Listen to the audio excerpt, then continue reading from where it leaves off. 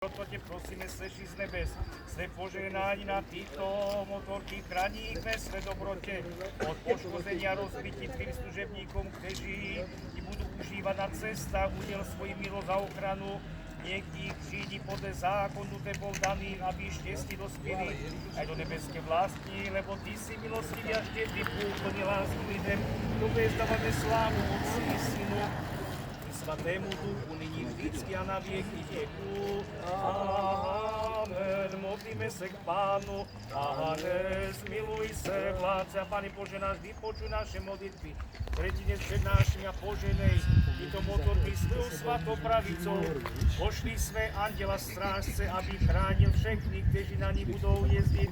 Jako si daroval skrze apoštola Filipa svoji víru a milost etiopskému muži, který sedí na voze, četl písmo svaté, tak ukáž cestu spásy tvým služebníkům, kteří budou cestovat jezdit na těchto motorkách, nech pomocou tvoje milosti se ozdobí dobrými skutky a po skončení časného života nech obsáhnou v tém království věčnou blaženost, nebo tvoje vláda, tvoje království, moc i sláva, Otce i Syna i Svatého Ducha, vždycky a na věky věků.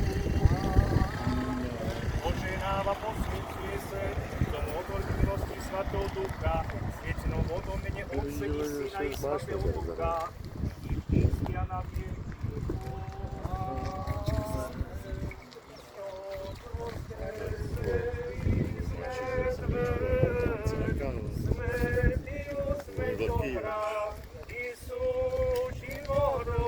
A mě se rozhodl do motora.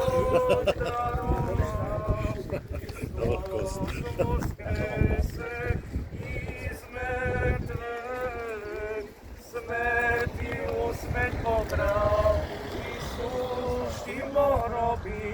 Život daroval. Kristus slavně vstal z mrtvých, smrť o smrť premohol, a tým, čo sú v hroboch, život daroval. Ještě více horko, ty jo, ještě.